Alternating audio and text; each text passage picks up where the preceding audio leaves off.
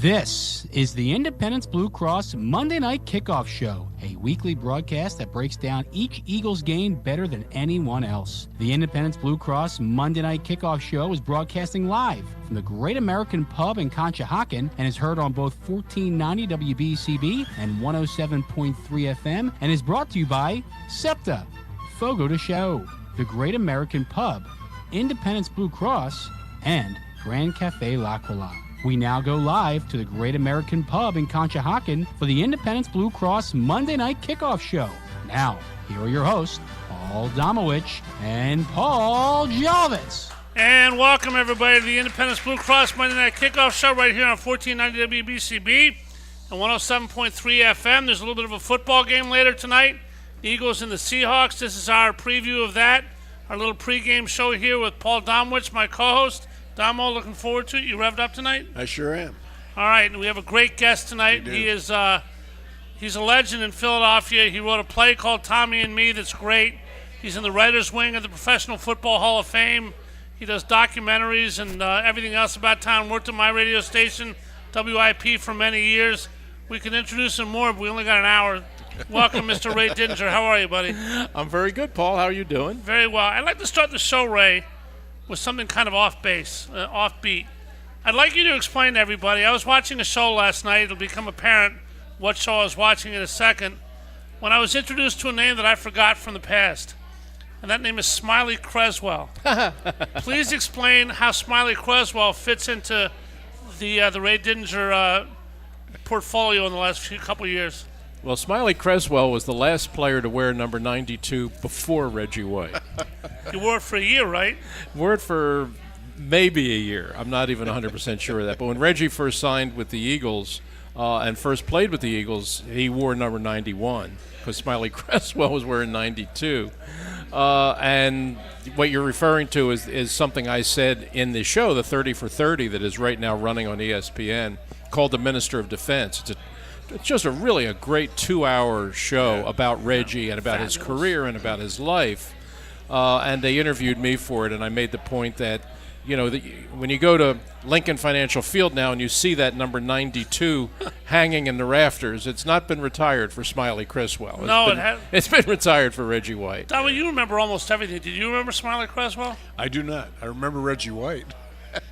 Actually, Ray, just a question I had from the show. I remember back when Jerome Brown passed away, and obviously it affected everybody, but Reggie White specifically, who had kind of taken Jerome under his wing. Mm-hmm. And there was a celebration of Jerome's life at the halftime of an Eagle game, and Reggie gave the jersey, 99, to Jerome's family, and Reggie stated then that number 99 would never be worn by an Eagle again. From my understanding, Jeffrey Lurie didn't retire the number.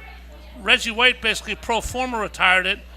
Am I right in this way at all? Or? You're pretty much right. The only difference is Norman Braman was the owner. Norman Braman, excuse me. Yeah, Jeffrey had not bought the team yet. My mistake, absolutely. But the plan was it was the regular season opener, the home opener the following year after Jerome had died, and they brought his family up from Florida. So his whole family was there, and they had a ceremony on the field where they had gotten Jerome's jersey and they had framed it.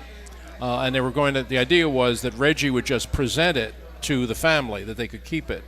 And it was Reggie, and it was Seth, and it was Clyde, and a couple of the other guys were out there on the field for the ceremony, and the idea was they would just give the family the jersey to keep.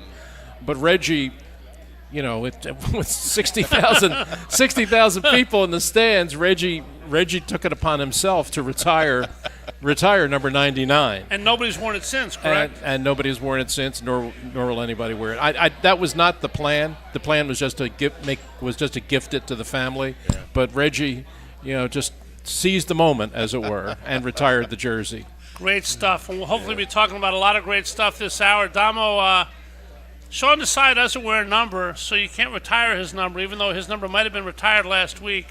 This whole Nick Sirianni saying there will be no changes in somewhat colorful language, and then the change being made. Sean Desai keeping his title, who cares? Matt Patricia calling the defensive signals from the field tonight. A, who do you think made that move? Whose impetus was it? B, do you think it has any effect on an Eagle defense? Obviously, without Darius Slay now that's been a little bit porous the last couple of weeks. Yeah, I mean, Ray and I were talking about this earlier, and it's seems much like the move Doug Peterson made with who was it? Mike Rowe. Yeah, where he holds a press conference. There's no indication that he's going to make a change, and then they make a change, and it clearly wasn't Doug that was responsible. And I look at this and it's got Howie and Jeff Lurie's fingerprints all over it. Whether that's true, I don't know, because I'm not down there. There's been no denial of that. There's been no affirmation of it. So, but it seemed, this is a team that's 10-3 right now, but the defense has been playing horribly, and I think they're at a desperate point here because they still want that number 1 seed. I'm not a big Matt Patricia fan, but they felt that they had to do something, and this is what they're doing. Defense coordinator, obviously in the Super Bowl, that the Eagles with Nick Foles beat the Patriots and Tom Brady. Ray, obviously there's no blanket answer to this question. It's a piece by piece equation based on the people in regard with the various teams in general. Jeffrey Lurie can do whatever he likes. Harry Roseman is above Nick Sirianni on the organizational depth chart, if you know what I mean. Mm-hmm. If Jeffrey or Nick Sirianni or Howie did this, does Sirianni being a young coach factor into the equation? Would Bill Belichick have had this happen from Robert Kraft or somewhere in between? What's pervade generally as where an owner can go and where he can't go and how it affects a team? And how do you think this will affect the team, if at all? Well, I think it'll only affect the team to the extent to which it either succeeds or doesn't succeed. If Matt Patricia comes in and calls a different kind of game and they're more successful, then I think the response will be a positive one. If he comes in and changes some things, but the results are the same as they've been, then probably not. But would an owner have tried to do this with a veteran coach? You mentioned Belichick. He's probably at the upper end of this, but even a Sean Payton or somebody like that, probably not. But Nick is. Listen, Nick hasn't been coached a long time, but in the time that he's coached, he's accomplished a lot. Yeah. But I think that this front office wasn't shy about doing this to Doug Peterson, and he won a Super Bowl. Yep. So I think what you've got here is you've got a very proactive owner and general manager. If they see the train coming off the tracks, and they feel like that we need to make a change, and our coach isn't prepared to do it, we'll step in and do it for him. And there was the Mike Rowe situation with Doug Peterson a couple of years ago. Nick gave up the play calling, wasn't announced till after the season. Damo, one thing that's not going to change tonight, obviously everybody's wondering this, is the quarterback. Jalen Hurts sick with whatever virus he has, supposedly not COVID, nothing where he can get his teammates infected by playing, but he flew out to Seattle separately. If you give us the latest on Jalen's situation for this evening? Yeah, just a few minutes ago there was a report from the NFL Network and ESPN that he will play, feeling better. So we'll see whether it affects his play. I'm sure he'll be fine, or they wouldn't be putting him out there. So he went in Michael Jordan gear to Seattle. Is this his Michael Jordan moment? Obviously, remembering when Jordan played with the flu against Utah? Hey, Micah Parsons last week was playing with the flu, and boy, he just stunk up the place, didn't he? Well, there is a historic parallel on this, which is Seth Joyner. Yeah.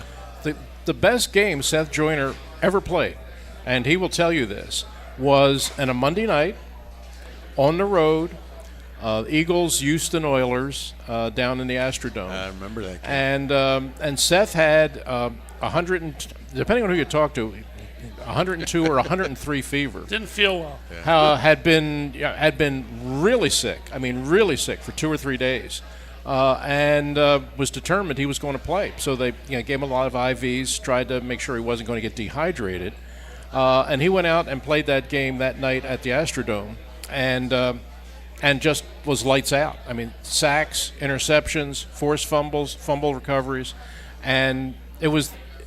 Seth to this day says it's the best game he ever played. And it was really kind of the game that put Seth Joyner on the map, because it was a Monday night, the whole national TV audience, and Dan Deerdorf, who was doing color then, just spent the whole night just talking about Seth Joyner. And at one point he said, and I always remember him saying, if there's a better linebacker than Seth Joyner in the NFL, I haven't seen him. Yeah. And that's what Seth had never made a Pro Bowl.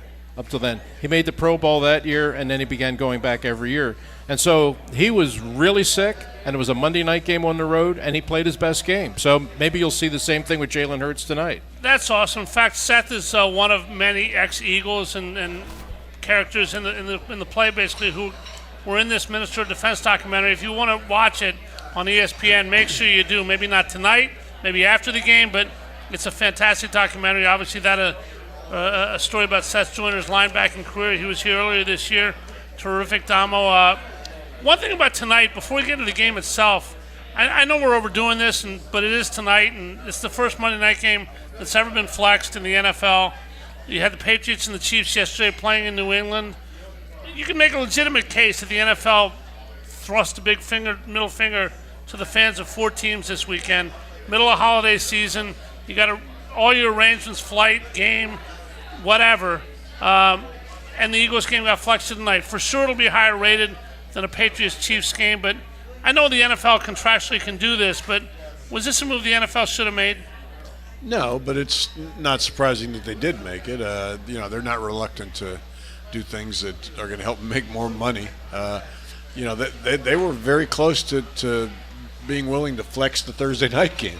And, I mean, that's going to – when they do that, and they will do it eventually, that's monumental. I mean, people that have made – reservations and flight reservations and hotel reservations for a game on Sunday that suddenly is moved to Thursday. That's.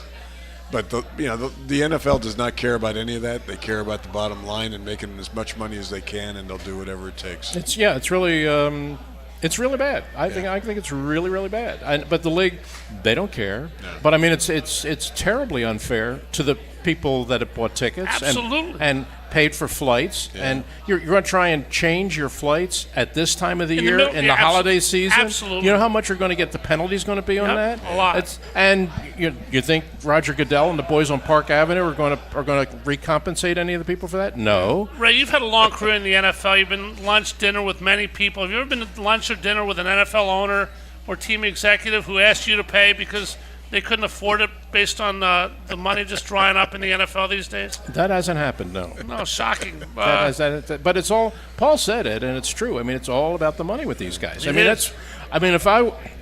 still think Thursday Night Football is an abomination. Yeah. I think it's a complete abomination. You're asking coaches and players to jury-rig their schedule. Especially the road team. To play the road. It's terrible for the road team. Yeah. The road team, they're lucky if they get one practice in. Because you got a travel day, you got a recovery day from the previous. You can that team gets maybe 1 day to practice to go out to a game, and that's supposed to be a fair contest. I think it's just terrible.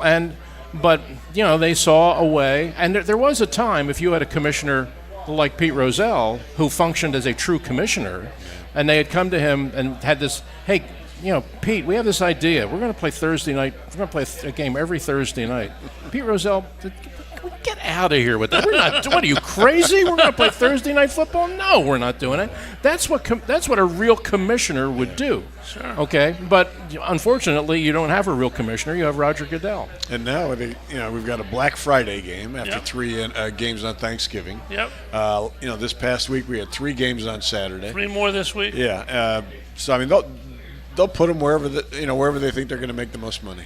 Well, and get their best ratings. They're putting the playoffs right now in January. The Eagles have clinched the playoff spots. Several teams have clinched. That's not up for grabs in Seattle tonight, but a whole lot is. We're going to take a break, guys, come back and talk about this game, the Eagles and Seahawks. Seahawks have won 7 in a row over the Eagles, 3 in Seattle dating back to 2008.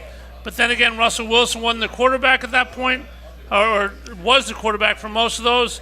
Roster's different. Coaches are different. Does that make a difference? We'll ask Ray Didinger, our guest, and Damo will comment as well when the Independence Blue Cross Monday Night Kickoff comes back with the Great American Pub in Conshohocken. A lot of energy here waiting for the game. People pumped up, as are we. Back after this. Stay with us, folks. Since 1991, the Great American Pub in Conshohocken has been offering an authentic and memorable experience for guests looking to dine in or enjoy the bar and nightlife. Located at 123 Fayette Street in Conshohocken, the Great American Pub has all your craft beer selections and some of the best food options anywhere. While you're there trying their buffalo chicken spring rolls or Maryland crab cakes, enjoy your favorite sporting events on their numerous televisions surrounding the bar. Visit them at 123 Fayette Street in Conshohocken or learn more online at thegreatamericanpub.com. Millions of Americans are losing their medical assistance or Medicaid coverage. If this affects you, Independence Blue Cross can help. You may be eligible to enroll in a health plan for as little as $0 a month. With Independence Blue Cross, you get the largest provider network in the area, including most Keystone First doctors and hospitals. We also offer free 24/7 telemedicine, coverage for hospital stays and prescriptions. See if you qualify for $0 health insurance and enroll today. Call Independence Blue Cross at 1-844-464-2583 or visit ibx.com/stay covered.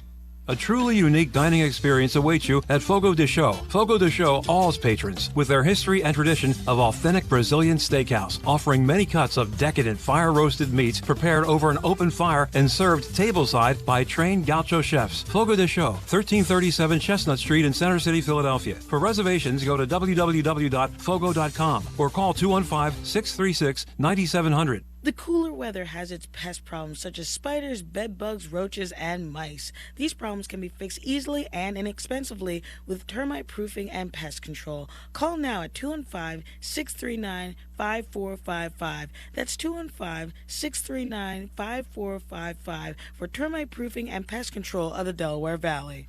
Dion Square, located at South Oxford Valley Road and South Olds Boulevard, is a great place to shop and eat with the following businesses ready to serve you: the AutoZone, PA Wine and Spirits, CVS Pharmacy, the Hair Cuttery, Nationwide Insurance, Liberty Auto Tags, Smile Culture Dental, the First National Bank and Trust Company of Newtown, Lee's Hoagie House, and Pat Dion Beverages. We now return to the Great American Pub in Conshohocken for the Independence Blue Cross Monday Night Kickoff Show. Once again, here are your hosts, Paul Domowitch and Paul Jolovitz. Alrighty, welcome back to the Independence Blue Cross Monday Night Kickoff Show live from the Great American Pub in Conshohocken. Don't forget you can watch the show live at WBCBSports.com and YouTube live by searching WBCB Sports. We're very excited to have Ray Didinger as our guest tonight. Paul Domowitch, our co-host. Domo, we know we're watching a Hall of Fame right tackle in this game in Lane Johnson. We're also watching an Eagles Hall of Fame left tackle, but he's not going to be playing for the Eagles. Jason Peters, at age 41, is giving it one more college tryout in Seattle, and he will be blocking tonight for or not for Monsieur Geno Smith. Well, it's still up in the air, but it doesn't look like Geno's going to play. I don't know. We'll see. Either way, I mean, that offense is struggling. So it's if the Eagles' defense is ever going to put up a pretty good game and play better on third down, this is the night. We'll see what happens. All righty, Ray. The Eagles' offense has been chided for their lack of pre-snap motion, defense for the lack of press coverage and giving up too much ground. In this game tonight, what do you see as the Eagles' biggest problem from the last 2 weeks that they really have to address and do something right about it now? Is it personnel? Is it a scheme-type issue? What in your opinion is it? I think it's bits of all of that. I think that you're not going to get much better on the back of your defense. The players you have back there, they just aren't that good. It's what it is. So, so what you're going to have to do, if your defense is going to be a better defense, you're going to have to get it from the front four. Yeah. I mean, that's where the strength of it is. That's where you put most of your money. That's where most of your talent is. They got to start playing like it. They got to start playing and getting a pass rush that makes the back end of your defense look a little bit better than what it really is. But I mean, that's not very good to me. When I look at this team, the last 2 weeks, which were just brutal. To me, the defense was easy to explain. They're just not that good, on the back. But to me, the offense was more of a mystery. Yeah. Because with the offense, you got the same guys, you got the same line, you got the same quarterback, you got the only real change from last year is Miles Sanders is out and DeAndre Swift is in, and I think that's an upgrade. Yeah. So to me, what's happening on the defense, I kind of look at that and say, I kind of figured that one out. But on the offense, That's a little bit more puzzling to me because you got the personnel to be better than what you are. Well, it's also an upgrade, Ray, if you buy a Rolex and you used to wear a Timex. But it's not an upgrade if you don't wear that Rolex. So while DeAndre Swift, may be an upgrade, they have to use him more, don't they? Sure, absolutely. I mean, I have been branded as Mr. Run the Ball, and I get a lot of heat from that from certain people that just think that all you want to do is run the ball. All you want to do. That's not true. I mean, all I've ever argued for is I think a balanced offense is the right way to go. Run the ball more than you're running it now, for sure. I mean, if you look at right now, the best offense that's functioning in the NFL right now, far and away, is 49ers. And the 49ers are succeeding. They have great players, obviously, and have a really good play caller. But the best thing they got going for them is they're perfectly balanced. I mean, when they ran the Eagles out of the link a couple weeks ago, they had 28 runs, 27 passes. I mean, it was a perfect balance between the run and the pass. That's what you're trying to achieve. And if you get into a game like the Eagles had against Dallas last week, where your running backs only have 11 touches and you throw the ball 45 times, that's not a winning formula in any era of football. All right, Dom, I got a question for you then based on what Ray just said. What's more important in your opinion? The actual mathematical balance of running and passing and however that shakes out, or the commitment to running the ball when you need to, trying to get third and short? Is it the commitment or a mathematical equation to you? Well, I mean, when you look at the Eagles last year, when they were a team that played, jumped out on teams, had a plus 121 second quarter first was crazy. Half point differential. I mean, they threw a lot in the first half, and then when they got that lead, then they pounded the ball. They ate the clock. They controlled the clock, and that's But I mean, they were also capable of any time. You stopped their passing game, they would just pound the run. We're not seeing that this year, and I'm not sure why. I don't know if what impact the change in coordinators has made. But they need tonight. Every game they need. I mean, what we've seen you look at their last 6 games. If they have been behind at the half 6 games in a row. Last year they were behind in just 3 games the entire season. I mean, they need to jump out tonight, get a lead, and just never look back. And then then you get to the second half, and you let your pass rush just tee off on the quarterback. I mean, that's where a lot of those 70 sacks came from last year. I think they had 40 of them in the second half. I want to say like 26 in the fourth quarter. This year we're not seeing that because they have to respect the run because teams are getting the lead, and you don't know what they're going to do. Well, to me, making sense is the key to any move you make in a professional football game. I'll stand on the soapbox I've stood on for weeks now at a time, and I understand all the analytics, all the regressions, all the everything about why you defer the ball to start the game. It's all ridiculous. It's got to be situation-based. You want to take the pressure off of Matt Patricia for sure. If the Eagles win the toss tonight, do you finally take the ball? Am I going to be listened to once by the Eagles at all this year? Either one of you guys. No. Got to take the ball. No, they'll defer. They'll defer. I think they will too. Would you? It depends. I don't know. I probably, given the, I don't know what you're going to get from your quarterback tonight. I would probably be inclined to defer it.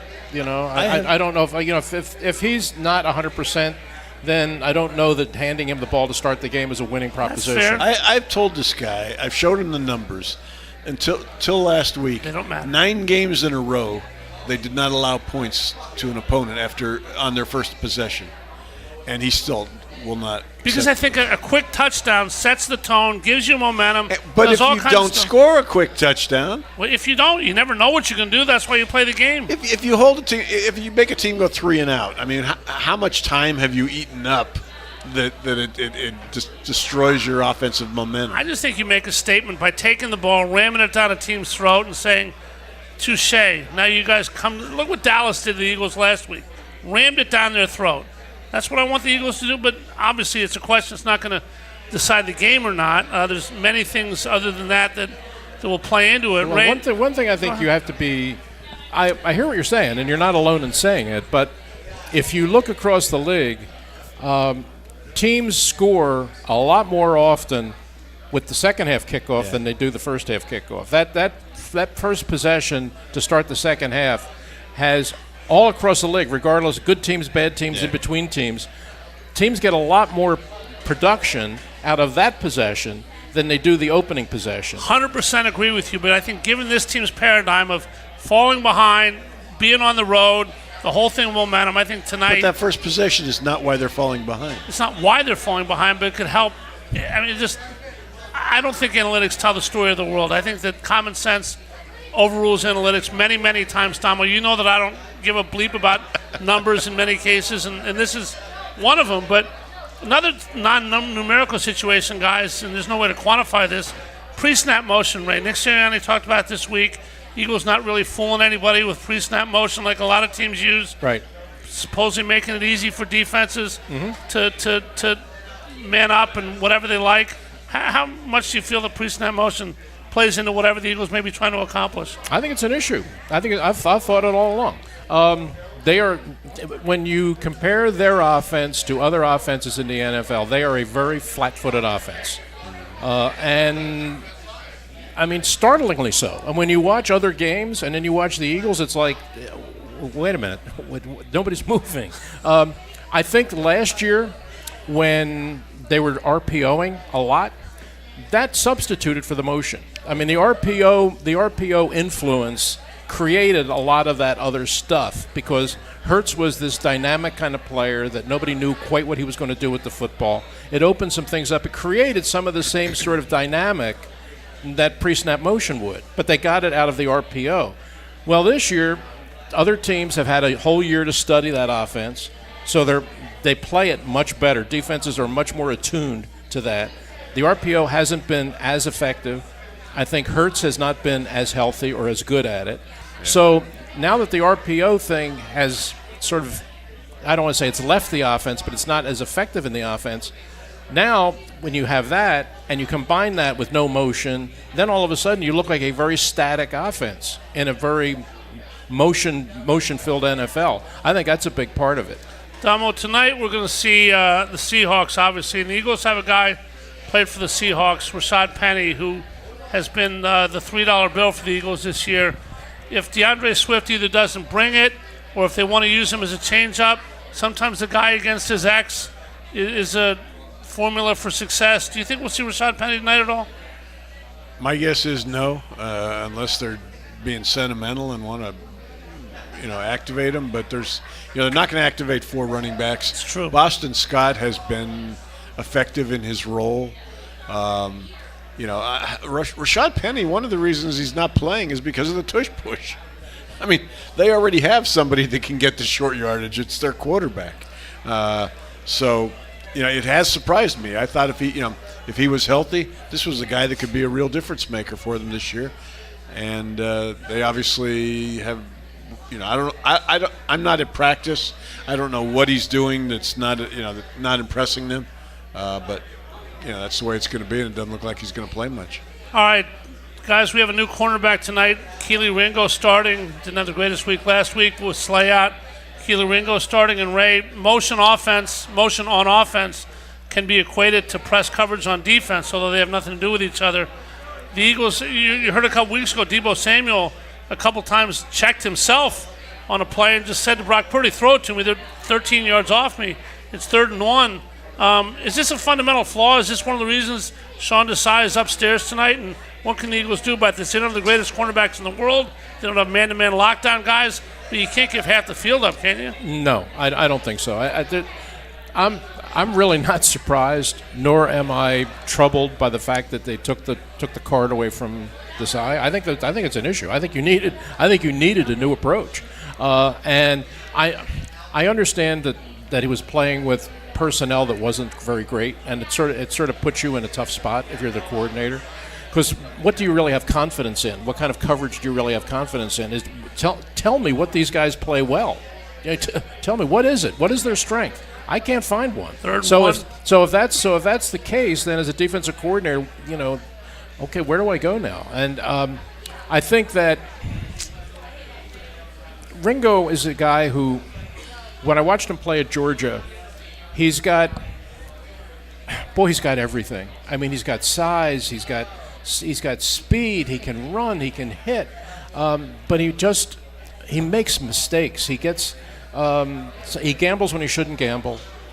He plays it safe when he shouldn't play it safe. You double move him tonight for Seattle with their receivers? He just seems to me to be a guy who's physically has everything, but instinctively doesn't have anything. And I guess he's a guy that you're really going to have to coach because he has the ability to play here for sure, but he just doesn't think the game particularly well. Tonight it's a challenge because they have two really good receivers. I mean, Metcalf and Lockett are really, really good receivers. I think Smith and Jigma's a pretty good player too. Yeah, he is. And two pretty good running backs. They got a pretty good offense. Yeah, they do. I mean, I don't know who the quarterback's going to be, but they certainly have receivers, and so it's going to be a challenge. And there's no question that Seattle's going to come out and they're going to go right at Ringo and see how he holds up. Yeah. But whoever lines up on his side, it's going to be a challenge. All right, we'll take a quick break right now. When we come back, I want to find out what Domo thinks about Darius Slay's attitude, not necessarily his play, but his attitude toward the media, toward teammates. Should you come back out and tell everybody how good you played when your team got destroyed? Just an interesting little sidelight. Love to find out what Domo and Ray think about that. We're here at the Great American Pub in Conshohocken. This is the Independence Blue Cross Monday Night Kickoff. We've got a nice crowd waiting for the game tonight. We'll come back right after this.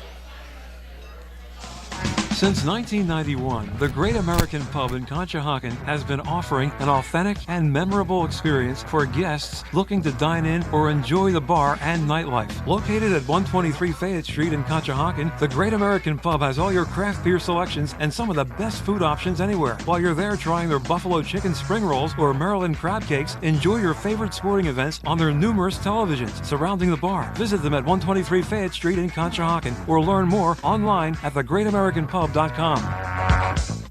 At Independence Blue Cross, we believe in giving you the tools you need to pursue your healthiest life. From premiums as low as $0 per month to health discounts and cash rewards, it pays to have coverage with Independence. With the strongest network of doctors and hospitals in the region and free 24/7 virtual doctor visits, you can feel confident that quality care is always within reach. Learn more about your coverage options at ibx.com. A truly unique dining experience awaits you at Fogo de Chão. Fogo de Chão awes patrons with their history and tradition of authentic Brazilian steakhouse, offering many cuts of decadent fire-roasted meats prepared over an open fire and served tableside by trained gaucho chefs. Fogo de Chão, 1337 Chestnut Street in Center City, Philadelphia. For reservations, go to www.fogo.com or call 215-636-9700. Pests are a year-round problem, but it only seems to elevate in the fall.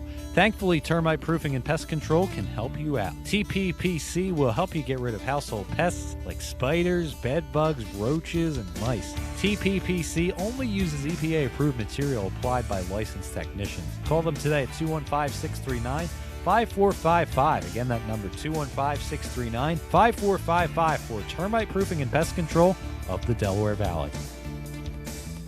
Dion Square, located at South Oxford Valley Road and South Olds Boulevard, is a great place to shop and eat with the following businesses ready to serve you: the AutoZone, PA Wine and Spirits, CVS Pharmacy, the Hair Cuttery, Nationwide Insurance, Liberty Auto Tags, Smile Culture Dental, the First National Bank and Trust Company of Newtown, Lee's Hoagie House, and Pat Dion Beverages. We now return to the Great American Pub in Conshohocken for the Independence Blue Cross Monday Night Kickoff Show. Once again, here are your hosts, Paul Domowitch and Paul Jolovitz. We don't have William Shakespeare with us tonight, but we do have a playwright who has written a play that has captivated people in the last 500 years. William Shakespeare has not. And we'll talk to him about that in a second. Domo, speaking of writing, Darius Slay was ripped by Seth Joyner a couple weeks ago for playing poorly along with the rest of the defense against San Francisco. He took to Twitter and the like. Defending yourself is one thing, and saying you played well, if you did play well, I didn't watch the game on film, so I can't tell you about that. But in general, do you respond there? Do you just let it go? What? I don't think it's a really good idea to challenge one of the greatest linebackers in the franchise's history, and he was, pretty correct. I mean, Darius He doesn't like to be called Darius. So, what is with the Darius thing? Darius Leonard, Yeah. Darius Slade, neither one wants to be called Darius. Yeah, One but- changed his name. But you just got to shut up. I mean, your team played badly. If you don't like what Seth said, tough.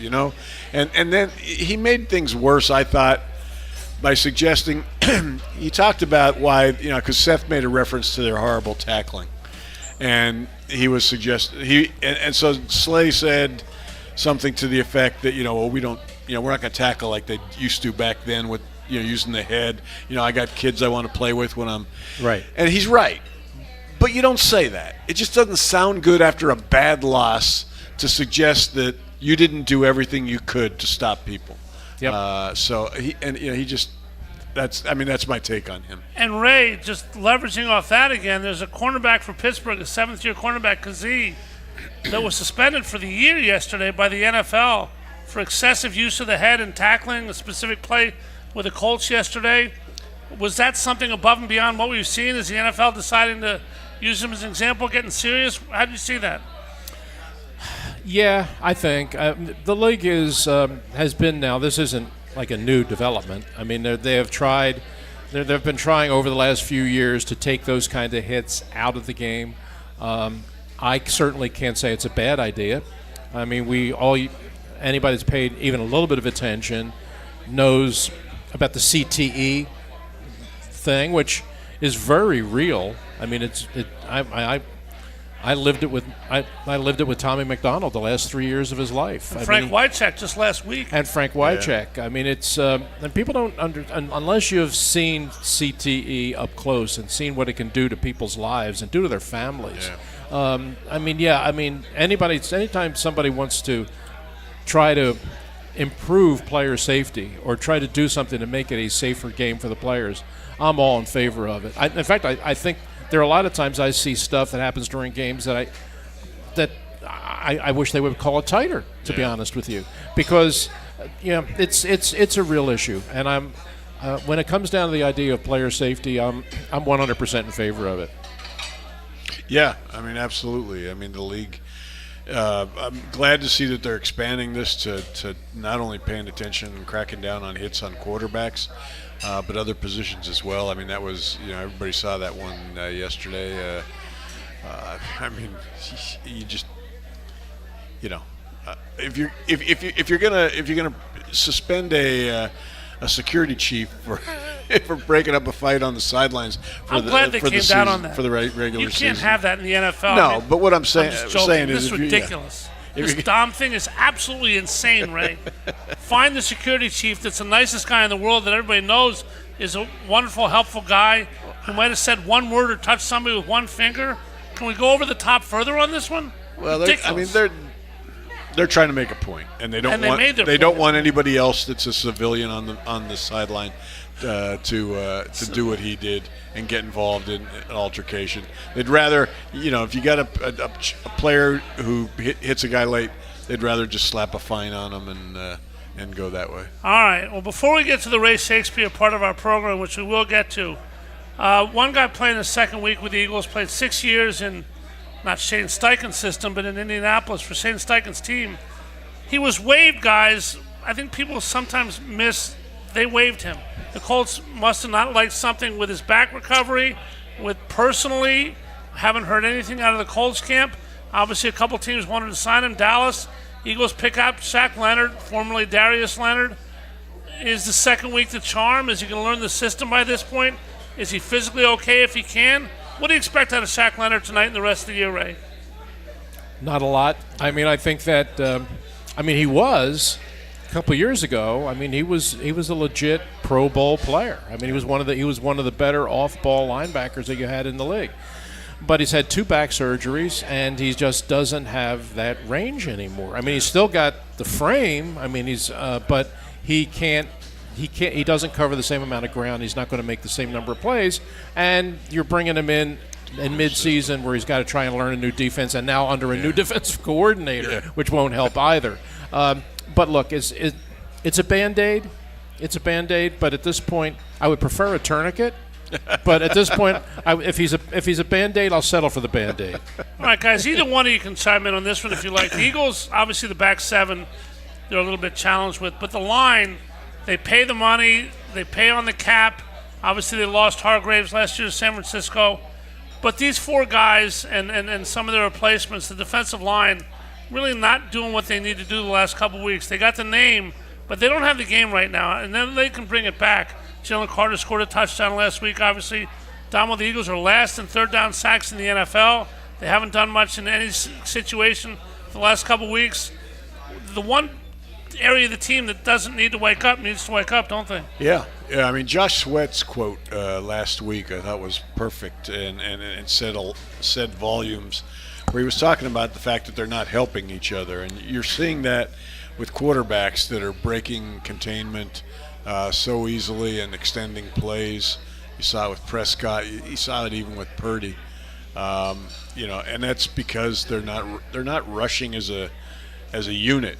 I think that's one of the problems. I think you've also got these two young tackles that I think are starting to, well, at least with Carter, maybe he's kind of hit a rookie wall. Mm-hmm. And you don't have a lot of depth at edge rusher right now. I mean, they're not even giving a lot of snaps to Brandon Graham because he's pretty much out of gas. So all they've got is Reddick on one side and Sweat on the other, and they're playing a ton of snaps, and that's catching up with them. I think it's a big part of it. I think they're tired.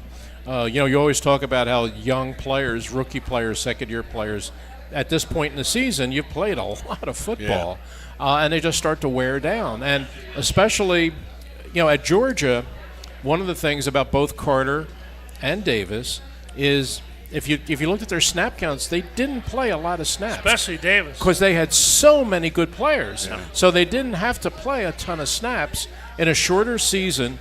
Well, now you're playing in a longer season, and because you don't have much depth, they're playing a ton of snaps. And I just think that the both of them are wearing down. And this is one of the issues I had with Desai. I think that there's the way he called his rush. If I'm a defensive coordinator, I'm going to try and do everything I can to get the double team off of Carter. Okay, I'm going to try. If I have to rush five and make the five linemen account for each guy, I'm going to do everything I can to single Carter up. He didn't do that at all. Yeah. Okay, I mean, he made it way, way too easy for teams to get the double on Carter every snap, and and Carter tried to fight through it, but you saw as the year went on, he became less and less effective. That's where you're a defensive coordinator. You got to be proactive. You got to do something with your pass rush to try and get him freed up. All right, well, this week, a lot of stuff on WIP, a lot of stuff around town has been Matt Patricia comes in, Desai's out. Patricia calls the plays. He's been very aggressive. He's got that style. You got to get to the quarterback as much as you can, yet the Eagles are a poor defensive team when blitzing. How much aggression, guys, do you expect to see? How much help do you want the front four, think the front four will be given tonight, and at what risk? Well, I mean, that's the big question. I mean, they make this change, but I mean, how much different can you shake up the defense this week? I mean, you can blitz more, but like you said, their blitz has not been very effective. I mean, they blitzed Purdy a season high. I think it was 32%, and it was just didn't work at all. I mean, he was throwing 32-yard completions against it. Do they switch up their coverages? Are they more aggressive in their coverage? I don't know. I mean, supposedly you saw Desai simplify things against Dallas. That didn't work. So I'm fascinated to see what we see tonight from Matt Patricia. All right, interesting stuff. To kind of switch gears and clinically diverge for a second, I don't think we're going to see much of the pass rush from any of the McDonald family tonight. We did see pass catching from Tommy for years and years and years. He went to Canton in the Hall of Fame, which Ray's also a member of. And Ray wrote a play about their relationship about 4 or 5 years ago now? No, longer ago than that. We debuted it in 2016. Yeah. 7 years ago, named Tommy and Me, which is fabulous. I went and saw it right away. I asked Ray, how long is this going to run for? And we're just doing it for the summer, and then that'll be that. That's what we all thought. Not me, to be honest with you. I'm not sure I expected it on Broadway with Hamilton, but I expected a nice long run, and you've gotten that. just talk about, if you can, Ray, the play, its stick-to-itiveness in the Philadelphia community, and what it's meant to you and people alike. Well, I'll tell you who it's meant a lot to. It's meant a lot to the McDonald family, because they have been so supportive of the play since we first rolled it out in 2016. Tommy was here for the first 2 years and then passed away, but his kids and his grandkids keep coming back every year to see the play. They support the play. They take part in the Q&As after the play, talking to the people in the audience. They have been great about it. And talking to the youngest daughter, Patricia, this past year when we did the play at the Bucks County Playhouse for the second time, I was walking Patty to the car, and I said, it really means the world to us that you guys are still so behind this play. And she said, well, of course. She said, your play has kept Dad alive for us. Wow. Which, I never really thought about that, but I guess when they come back every year and they see that play, it's like getting to spend another hour and a half with their father again, reliving that story. You got a schedule for us anywhere somebody can go see it in the coming months if they like? We have a couple of theaters that are interested in staging it in 2024. We haven't signed on for it yet, but I'm pretty confident we'll bring it back again. But this past week, I guess I can say this. We met with 2 movie producers. Wow. 2 movie producers came in from Hollywood to meet with us to talk about the possibility of maybe making Tommy and me into a movie. So we'll see where that goes. Great. Tommy, you've seen it, right? Yes, I have. It's awesome. Paul's seen it a couple times. In fact, Paul's seen it in a couple venues. And it's been great. We did something different this year, Paul, in that when we did Bucks County Playhouse this spring, we did it with a whole new cast. Oh, wow. Bucks County Playhouse, they wanted to do, as they said, our own production. So they brought in a director from New York, and they brought in 4 new actors and restaged the whole play. And Gordon Clapp, who 12 years running in NYPD Blue, he came and he was Tommy McDonald. Wow. And we had a 5-week run at the Bucks County Playhouse that was really, really wonderful. I was really sad that I didn't get to see it at Bucks County, because that's a terrific venue. It went really, really well. Yeah. If you haven't seen it, folks, make sure you get out and see Tommy and Me wherever it's playing next year. It is poignant. It is well written. Yeah. It is Philadelphia, and it's great. And hope you can get out to see it again. Final segment coming up. We'll talk to Ray and Damo about what's going on in the NFL. A lot of stuff, a lot of playoff, and get a pick on the Eagles and Seahawks game tonight. I don't think it's going to be that much of a problem for the Eagles. Jalen Hurts probably will play. Matt Patricia, who knows? I just think it's a good spot for the Eagles. We'll find out what Damo and Ray think when we come back for the Independence Blue Cross Monday Night Kickoff from right here, the Great American Pub in Conshohocken. Great food, great TVs, great atmosphere. I think I said it. Great. We're back right after this. Thanks. Since 1991, the Great American Pub in Conshohocken has been offering an authentic and memorable experience for guests looking to dine in or enjoy the bar and nightlife. Located at 123 Fayette Street in Conshohocken, the Great American Pub has all your craft beer selections and some of the best food options anywhere. While you're there trying their buffalo chicken spring rolls or Maryland crab cakes, enjoy your favorite sporting events on their numerous televisions surrounding the bar. Visit them at 123 Fayette Street in Conshohocken or learn more online at thegreatamericanpub.com. Millions of Americans are losing their medical assistance or Medicaid coverage. If this affects you, Independence Blue Cross can help. You may be eligible to enroll in a health plan for as little as $0 a month. With Independence Blue Cross, you get the largest provider network in the area, including most Keystone First doctors and hospitals. We also offer free 24/7 telemedicine, coverage for hospital stays and prescriptions. See if you qualify for $0 health insurance and enroll today. Call Independence Blue Cross at 1-844-464-2583 or visit ibx.com/staycovered. A truly unique dining experience awaits you at Fogo de Chão. Fogo de Chão awes patrons with their history and tradition of authentic Brazilian steakhouse, offering many cuts of decadent fire-roasted meats prepared over an open fire and served tableside by trained gaucho chefs. Fogo de Chão, 1337 Chestnut Street in Center City, Philadelphia. For reservations, go to www.fogo.com or call 215-636-9700. The cooler weather has its pest problems such as spiders, bed bugs, roaches, and mice. These problems can be fixed easily and inexpensively with termite proofing and pest control. Call now at 215-639-5455. That's 215-639-5455 for termite proofing and pest control of the Delaware Valley.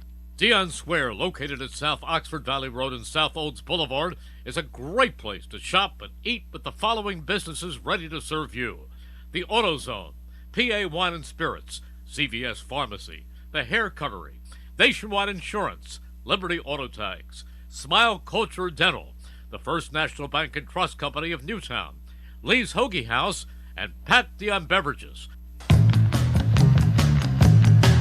We now return to the Great American Pub in Conshohocken for the Independence Blue Cross Monday Night Kickoff Show. Once again, here are your hosts, Paul Domowitch and Paul Jolovitz. All righty, tonight at Lumen Field, Avonte Maddox will not be in the lineup for the Eagles. Damo has a couple of updates regarding scratches and the like, but when you give those scratches, Damo, if you could add to it, what do you think the chances are? Avonte Maddox, the slot corner, his 21-day window is opening after the game. Hurt his pectoral early in the year. You think there's a realistic possibility he comes back? And if he does, could he be effective? Yeah, I mean, my guess is they wouldn't be opening the 21-day window if they don't think at some point here that he can play for them, even if it's last regular season game leading up to the playoffs. So they need him badly. I mean, they need as much help as they can get at cornerback, whether it's inside or outside. So, yeah. As far as scratches, we got, everybody knows Darius Slay was not going to play tonight. Correct. Rashad Penny, as we talked about earlier, is going to be inactive again. So coming back to Seattle does not mean they're going to gift him by letting him play. Won't be sleepless in Seattle. Huh? Cam Jurgens, their starting right guard, will not play tonight. So I guess that probably means Sua Apeta is going to play. Or Tyler Steen, but it seems like Apeta's been getting the number one snaps. Seattle's got, they're going to be missing two key guys in their secondary. Devin Witherspoon, their young cornerback, and Jamal Adams, their hard-hitting safety. So that weakens them on the back end. Well, we know their receivers are good and the like. We know they're a pretty good team. I got a guy coming up to me during the break who mistakenly, Ray, thought Tommy and me was about Tommy DeVito, the New York Giants wonderkind quarterback. Obviously it's not, but they played DeVito twice in the last 3 weeks, the Jonathan Gannon Bowl. We know what the Eagles have to do, but take a look around the NFL. You are a man about town, really a man about everything in the NFL. Anything that surprised you positively, negatively, just at Week 15?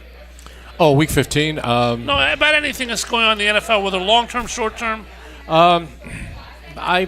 We haven't had a chance to talk about this. I don't think it's been a very good year for the NFL. I think that the quality of play across the league has been poor, and it's compounding it is the officiating has been absolutely dreadful. Yeah. So right now, to me, this was not a great year for the NFL. I mean, in terms of their money, the TV ratings are tremendous. In terms of the revenue they're generating, they're great. The overseas games were a huge hit. So for the folks on Park Avenue, they're working the cash register. Right. They're happy as can be. That's all they care about, right? But that's certainly all they care about. But for those of us that sort of try and appreciate the game and where the game is right now, I don't think the game's in a very good place. Damo Brady said the same thing a few weeks ago. Do you agree with that? Yeah, I mean, as Ray said, they're more concerned with the bottom line. They're expanding their international number of international games next year. You said they're not in a good place. Well, one of those places is going to be Brazil next year. Mm-hmm. They've been hurt by a lot of the off-season rules. They limit practice. They limit, quarterback development has been hurt by the fact that you can't talk to these guys until April. There are no quarterback schools anymore. No tackling pretty much to the ground in either the spring camps or even training camp for that matter. So all of this and fewer practices with pads. It all it all hurts the product, and we're seeing it all. What you have to me, and I watch it all. And my role now is a retired person, so I don't have to necessarily just lock in on the Eagles. I watch the whole league. To me, it comes down to this, Paul. It's offensive line play around the NFL is terrible. Yeah. Terrible. And you have a ton of first- and second-year quarterbacks playing behind bad offensive lines. Yeah. Well, you say that, you light a fire in me, because it's been my contention forever. And I'm anxious to get your take on this, because it's a question that has no solution. Every kid in this country wants to play quarterback for his local Pee Wee Pop Warner team. Nobody switches to hockey or whatever because there's more money there. You're a quarterback, you're going to stay a quarterback through junior high school, college with the NILs. Everybody wants to play quarterback, yet when you get to the NFL, you got 32 starters, not all of them are good, and basically no backups. Why are so few people able to play quarterback in this league, Ray? Is it the speed of the game? Is it a bad batch of citizens this century? What's going on? I think the way that quarterbacks, you have so many of these academies now, these passing schools, these this whole idea of quarterback development that now starts at 9th graders, 10th graders. And, everybody thinks it's a positive thing. I don't. I think they're bringing them up in the wrong system. Everybody's playing with these spread offenses, with quarterbacks. Nobody's under center anymore. Everybody's working out of a shotgun. They're playing totally flat-footed. Their mechanics, everybody talks about the mechanics. They're not very good. Yeah. You know, the idea is that with all of this youth training, when they get to college, they're the finished product. Well, no, they're not even a finished product when they get to the NFL. Yeah. And that's what you're seeing now. So, I mean, what's really the biggest problem in the league right now is the offensive line play, because of the changes and because of injuries. Offensive line play across the board is really bad. So that's one of the great advantages that the Eagles have. The Eagles have, in a league that has no good offensive lines, the Eagles have a really good one, which is a big help for them. Yeah. But you have so many young quarterbacks, first-year quarterbacks, second-year quarterbacks, that still really haven't learned how to play.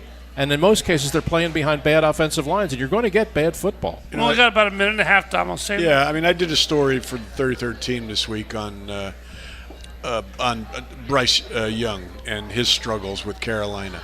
And, I mean, he's a classic example of what's going on with these young quarterbacks. They've got no time to develop them in the offseason because of the limited time. You know, his fundamentals and mechanics were never corrected. Before he got fired, Frank Reich would always tell him, we'll get to that in the offseason. All he wanted to do was make sure the kid knew the offense and well enough to function.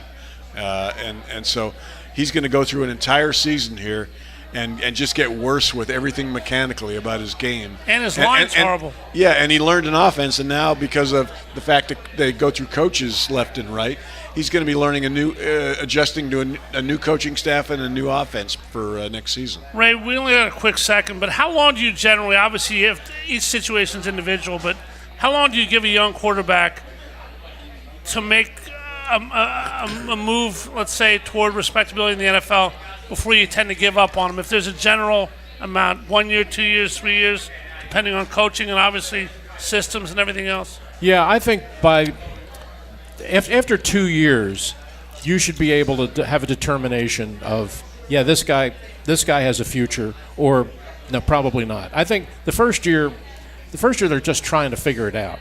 The second year, with a whole off season, you should really see significant growth. If at the end of the second season you don't see that, then the likelihood is it ain't going to happen. All right, Dom, well, that's about all we have time for tonight. We didn't get to the shocking firing. Nobody I know could understand why Brandon Stanley got fired. Maybe it was they were behind 42-0 after losing 191 straight games. But the coaching carousel will definitely spin Black Monday in a few weeks. Yeah. It's been a great show tonight. We got a great game we're looking forward to. I think the Eagles win easy, 30-17. Quick score. I think they'll win. I'm going to go 27-24. I think this will be closer than you think. All right, Ray? Yeah, I don't think Seattle's going to score much. I think the Eagles will, and I don't know how much they're going to score with I'll say 24-14. All right, 3 people think the Eagles will go to 11-3, lead the East. We'll be back next week. Merry Christmas to everybody. Monday is Christmas. Obviously, we'll be on Tuesday. Our guest will be Eagles insider Dave Spadaro. We look forward to that. Chris Summer produced this fine program. Gus Barber back at the station. Thank you for your help. For Paul Domowitch, for Ray Didinger, I'm Paul Jolovitz for the Independence Blue Cross Monday Night Kickoff from the Great American Pub in Conshohocken saying good night, go Eagles, have a great week, and happy holidays.